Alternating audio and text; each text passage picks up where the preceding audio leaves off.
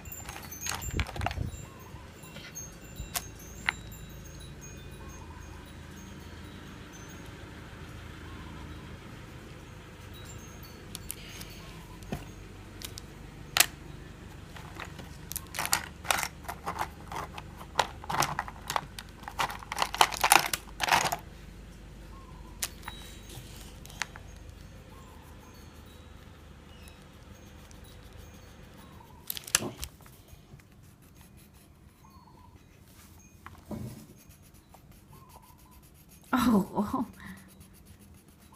สังเกตที่ปากค่ะ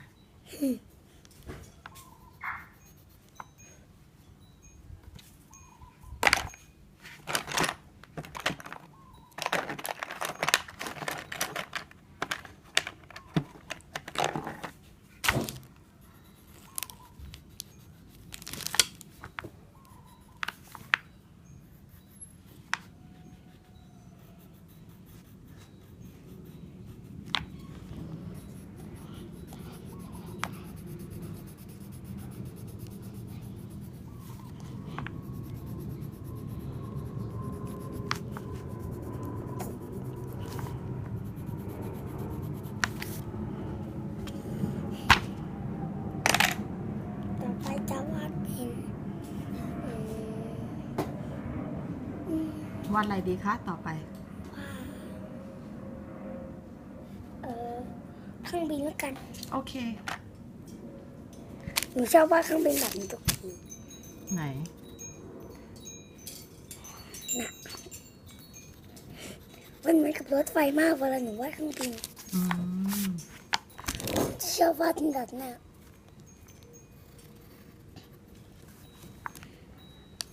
อันนี้เครื่องบินเนาะ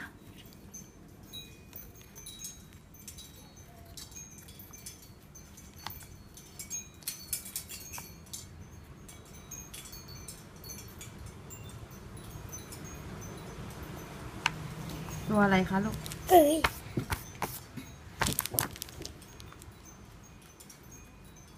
ไฟเหรอคะ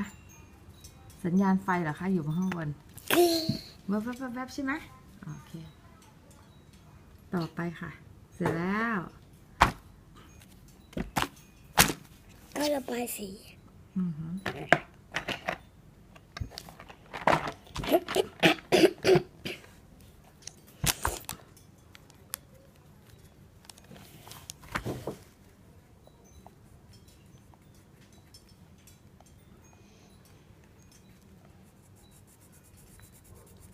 แล้วทำไมต้องทำปากขยุกขยิบ โอเคต่อได้ค่ะเอาให้เสร็จลูกคุณแม่กำลังลุ้นอะไรหรอลุ้นออกัสทำไงอ๋อที่เดี๋ยวก็ลุ้น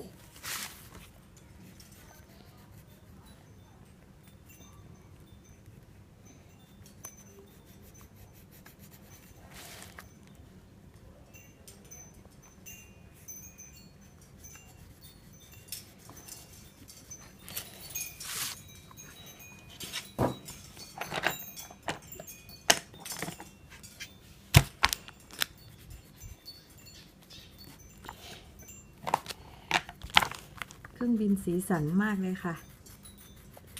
เครื่องบินประเทศไหนลูก สายการบินอะไรคะ ออกัสเอเชีย โอเค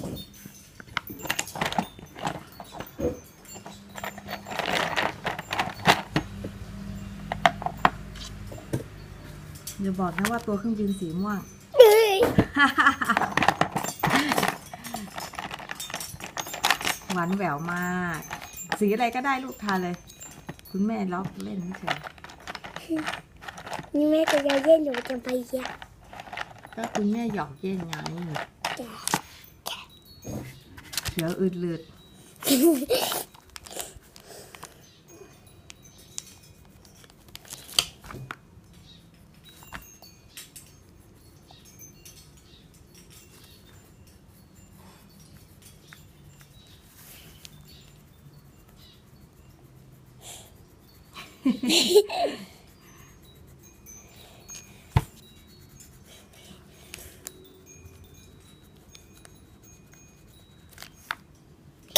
นี่เครื่องบินเนาะ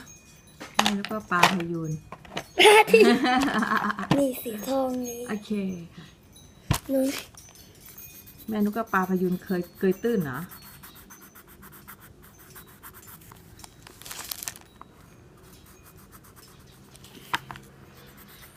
ไม่ได้เอาแบบมาจากไหนไม่รู้กับป้าไปโยนไกลตื้น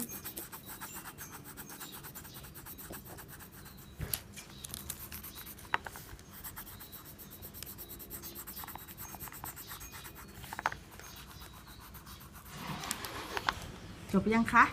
เหลือหนูว่าจะรถไฟอีกอันหนึ่งค่ะ ยังมีรถไฟอีก โอเค รถไฟน่าจะเป็น เดี๋ยวดูรถไฟหน่อย รถไฟยาวมาก นะคะ นี่จะกลายเป็นอุนจิไปแล้ว อะไรนะ เป็นอะไรนะ เฮ้ยเปล่า นี่คือรถไฟ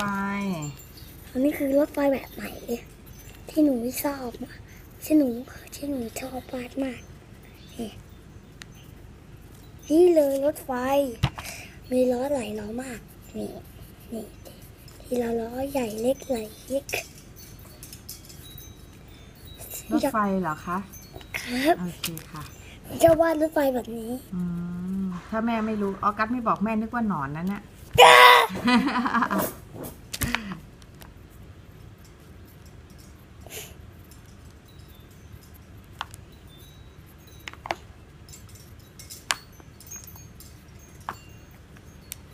ต่อไปหนูก็จะเป็นรถ มีหลายอย่างมาก ที่หนูจะวาดอย่างนี้ เพื่อนๆวาดตามได้เลยนะคะ บอกดิ เพื่อนๆวาดตามได้เลยนะคะ อือฮะ เดี๋ยวต่อไปหนูก็จะวาดเป็น รถไฟงู ไม่ใช่ อะไร ระบายสีก่อนดิ โอเค ยังไม่ได้พาก็จะเป็นสีฟ้า เพื่อระบายเป็นกระจก นี่มันสีน้ำเงินค่ะ ก็ลงก็ได้ อ๋อ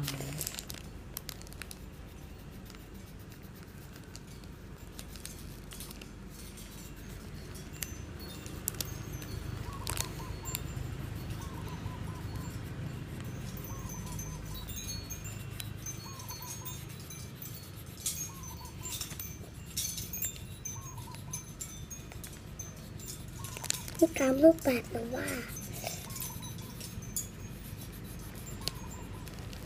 ต่อไปหนูก็จะเป็นล้อสีตามแล้วกัน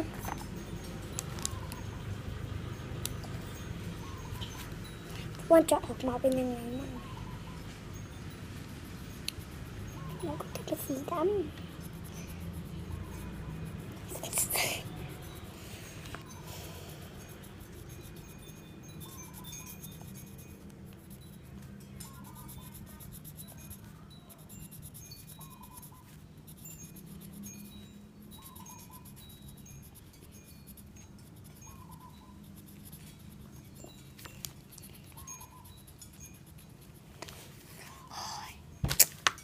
เป็นไรคะ เปล่า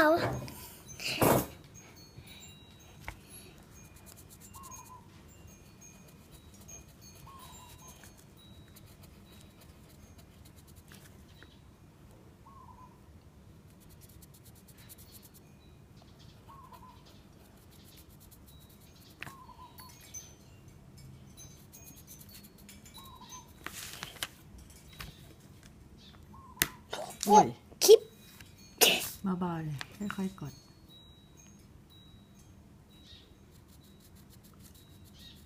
อนาคตสีแตก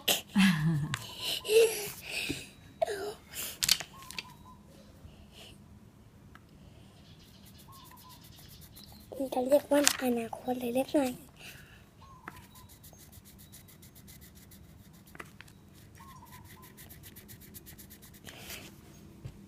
ต่อไปหนูก็จะเอาไปใส่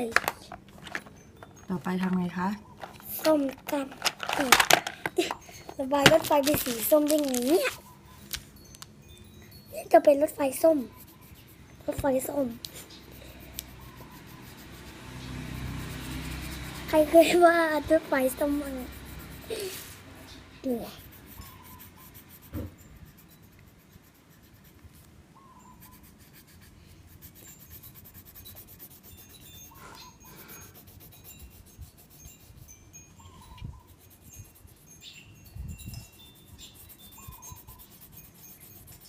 อันนี้ สำเร็จแล้วยังคะ ต่อไปก็จะเป็นรถสักทีโอ้ลบแล้วก็ยังลบเอาสุดท้ายเป็นอะไรนะคะ เสร็จลบเสร็จแล้วก็เป็นยางลบที ยังลบอะไรลูก อุ้ย อันนี้นะคะก็คือรถไฟข้างบน อันล่างก็จะเป็นเครื่องบิน รถไฟที่เหมือนหนอน แล้วก็เครื่องบินคล้ายๆปลาโลมาค่ะ ใช่ไหม โอเคค่ะสวัสดีครับยังลูก สวัสดีครับ ยกมือไหว้ดีๆค่ะ สวัสดีครับ อือหือ